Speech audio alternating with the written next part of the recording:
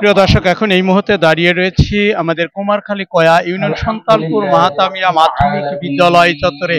দর্শক, হাত পাখার বিশাল জনসভা, এই জনসভায় দেখতে পাচ্ছেন এখানে কিন্তু দেখেছি ইসলামী আন্দোলন বাংলাদেশ যে সকল নেতা কর্মী তারা কিন্তু উপস্থিত হয়েছে। এখানে আমরা সরাসরি দেখাতে চেষ্টা করব। এই আসুন আল্লাহ, হাত পাখার বিজয় তোমার রহমতে আসতে পারে, তৌফিক দান করে দাও। আয় আল্লাহ, এই মানুষগুলো তো দুনিয়ার জন্য রাজনীতি করে না, তোমার ইবাদত মনে করে আল্লাহ রাজনীতি করে।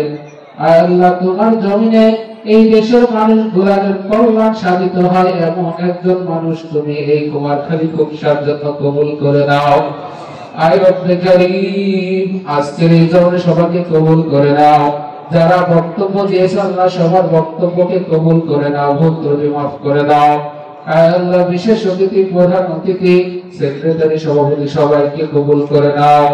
আয় আল্লাহ, এই পর্যায়ে আয় আল্লাহ একটা কথা স্মরণ হয়ে গেল, ফিলিস্তিনের গাজার মুসলমানদের উপর যে নির্যাতন জুলুম, আয় আল্লাহ চোখে দেখা যায় না, মোবারকাতে ছোট্ট বাচ্চার মাথা শরীর থেকে আলাদা হয়ে গেছে, মালিক মোবারকাতে পা হাত শরীর থেকে ছিন্ন বিচ্ছিন্ন হয়ে গেছে।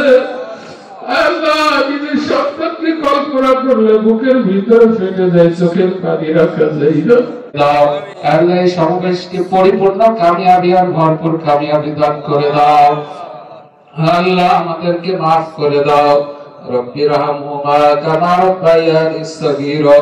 সুবহান রাব্বিকা রাব্বিল ইজ্জাতি আম্মা ইয়াসিফুন ওয়া সালামুন আলাল মুরসালিন ওয়ালহামদুলিল্লাহি রাব্বিল আলামিন। কুমারখালীর কয়া ইউনিয়ন থেকে মোহাম্মদ হাফিজুল ইসলাম বকুল, বিটিভি নিউজ, কুমারখালী, কুষ্টিয়া।